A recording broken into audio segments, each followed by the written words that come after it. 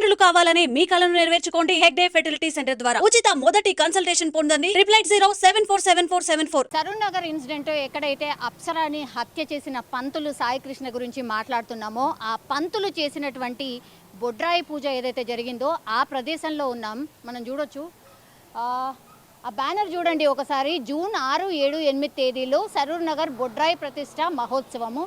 దీనికి సబితా ఇంద్రారెడ్డి కూడా వచ్చి పూజలు చేసి వెళ్ళారట. సో ఇక్కడే ఆ అమ్మాయిని థర్డ్ డే 3వ తారీఖు రోజు హత్య చేసిన తర్వాత దర్జాగా వచ్చి ఇక్కడ బొడ్రాయికి సంబంధించిన పూజలు కూడా చేశాడంటే మనం అర్థం చేసుకోవచ్చు ఎంత భయంకరమైన ఆలోచనతో ఆ పంతులు ఉన్నాడు అనేది. ఎందుకంటే ఈ బొడ్రాయికి సంబంధించిన పూజలలో 3 రోజుల పాటు ఆయన చేసినటువంటి పూజలు కావచ్చు, లేదంటే భజనలు కావచ్చు, కీర్తనలు కావచ్చు, ఇక్కడ చూసిన వాళ్ళు ఎవరైనా సరే అసలు మర్చిపోలేకపోతున్నాం. ఈ పంతులైనా ఈ హత్య చేసింది అనేది కూడా మేము ఒక షాక్లో ఉన్నామని కూడా చెప్తున్నాం. మనం చూడొచ్చు ఇక్కడ అటువైపు ఇటువైపు టోటలీ ఒక బిజీ ఏరియా ఇది. ఇక్కడ జేకే ఇండస్ట్రీస్ అనేటువంటి స్టీల్ ఫ్యాక్టరీకి సంబంధించిన షోరూమ్ ఇటువైపు ఉంది. దెన్ ఎదురుగా కూడా ఒక స్టీల్ ఫ్యాక్టరీ ఉంది. సో పూజ జరిగినటువంటి ప్రాంతం ఇంకా టెంట్స్ కావచ్చు, లేదంటే ఈ పూజకు సంబంధించిన ఏవైతే ఉన్నాయో సామాగ్రి కానీ, లేదంటే ఆ హోమంకి సంబంధించి కానీ, ఆ టేబుల్స్ కానీ, ఆ పూజకు సంబంధించిన పసుపు కుంకుమ, లేదంటే ఇక్కడ ఉన్నటువంటి పూజకు సంబంధించిన ఏవైతే కార్యక్రమాలు జరిగాయో అవి ఇంకా కూడా ఏవి తీయలేదు. సో ఆ ఇన్సిడెంట్ తెలిసిన తర్వాత మాత్రం అందరూ ఒక షాక్లో ఉండిపోయారు. ఏంటిది పంతులేనా ఇలా చేసింది అనేసి కూడా. సో తెలియని పర్సన్ కాదు, ఇక్కడ రోజు ఇక్కడ చుట్టుపక్కల అందరూ చూస్తున్న పర్సనే.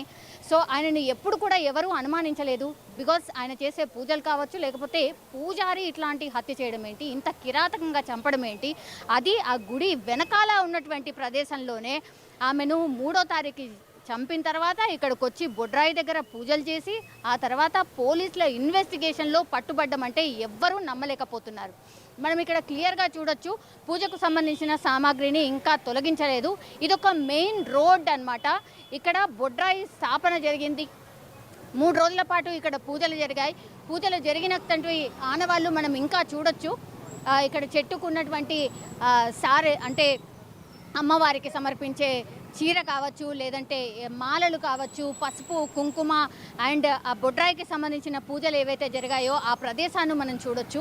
సో ఇక్కడే ఆ పంతులు పూజలన్నీ చేశాడు. ఎప్పుడు ఆ అప్సర అనే అమ్మాయిని చంపిన తర్వాత ఇక్కడికి వచ్చి పూజలు కూడా చేశాడు అంటే ఎవరు నమ్మే సిచ్యువేషన్లో అయితే లేరు. సో సరూర్ నగర్ అంటే మనకు తెలుసు ఇదొక రష్ ఉన్నటువంటి ప్రాంతం.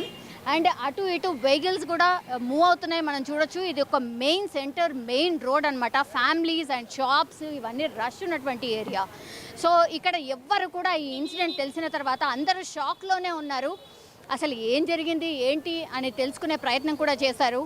సో అప్సరను ఒక పూజారి చంపడం ఒక షాకింగ్ వార్త అయితే, ఇక్కడ మనం ఏదైతే నిల్చున్న ప్రదేశం ఏదైతే ఉందో ఇక్కడ 3 రోజుల క్రితం ఆయన భజనలు కీర్తనలు చేసిన తర్వాత ఆ ఇన్సిడెంట్ తెలిసి అందరూ షాక్కి గురవుతున్నారు. ఎందుకంటే అమ్మాయిని చంపి దాని తర్వాత వచ్చి ఇక్కడ పూజలు చేశారు అంటే ఆ గట్స్ ఏంటి, అసలు ఆ పూజారి ఆలోచన ఏంటి, అసలు అంత భయంకరంగా ఏమీ జరగనట్టు ఎట్లా పూజలు చేశాడు అనేది కూడా ఈ స్థానికులు ఎవ్వరు కూడా నమ్మలేని సిచ్యువేషన్ మనకు కనిపిస్తోంది.